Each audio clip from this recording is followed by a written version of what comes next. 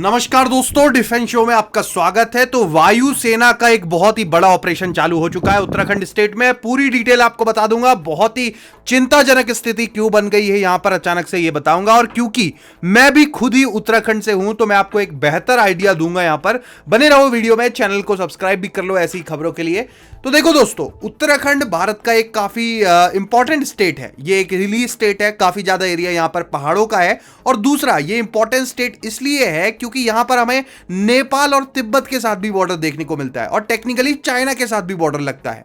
और उत्तराखंड में एक कल्चर है यहां पर आर्मी को लेकर, एक बहुत ज्यादा जबरदस्त उत्साह है। कई सारे लोग आर्मी में होते हैं, और बेसिकली जो कुमाऊं रेजिमेंट है उसके चर्चे आपने सुने होंगे। इसी तरह से गढ़वाल रेजिमेंट भी हमारी। तो कुल मिलाकर उत्तराखंड एक बहुत ही इंपॉर्टेंट राज्य है हर दृष्टि से। और अगर देखें एनवायरमेंट के हिसाब से तो उत्तराखंड एक बहुत बड़ा जंगल एरिया भी है, फॉरेस्ट लैंड काफी ज्यादा है यहां पर। और उत्तराखंड ही नहीं बल्कि नॉर्थ इंडिया के बहुत ज्यादा हिस्से पर अपना असर ये फॉरेस्ट डालते हैं।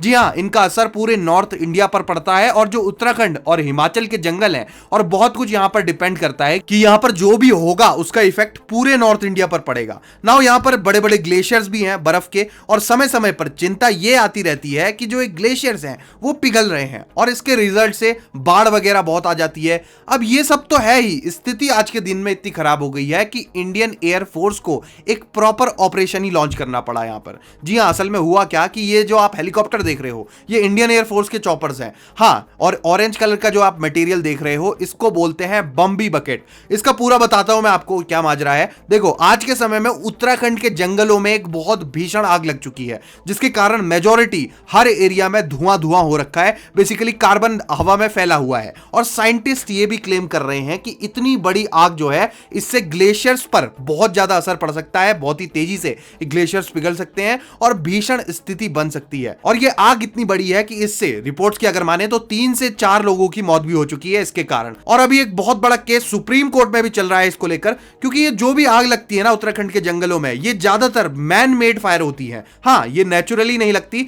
बल्कि जानबूझकर किसी के द्वारा लगाई जाती है। और मैं अगर सच बताऊं तो अभी तक कोई भी गवर्नमेंट इसे कंट्रोल करने में विफल रही है, और 95% मामलों में ये जो आग लगती है वो किसी व्यक्ति के द्वारा लगाई जाती है, और वो बड़े आराम से बच जाता है। और ये आग बहुत तेजी से यहां पर पकड़ भी लेती है, क्योंकि उत्तराखंड के जो जंगल है ना उसमें मेजरली पाइन ट्रीज हैं, और ये जो पाइन ट्रीज होते हैं, ये आपने ट्रीज देखे होंगे, ये बहुत तेजी से आग पकड़ लेते हैं। और आपको एक इंटरेस्टिंग फैक्ट बताता हूं कि ये जो पाइन ट्रीज है ना, ये यहाँ के नेटिव नहीं है, बल्कि इसे अंग्रेजों ने यहां पर इंट्रोड्यूस किया था उत्तराखंड में। तो इट्स हाई टाइम कि हम इन पाइन ट्रीज को हटा के कोई दूसरी स्पीशीज यहां पर इंट्रोड्यूस करें।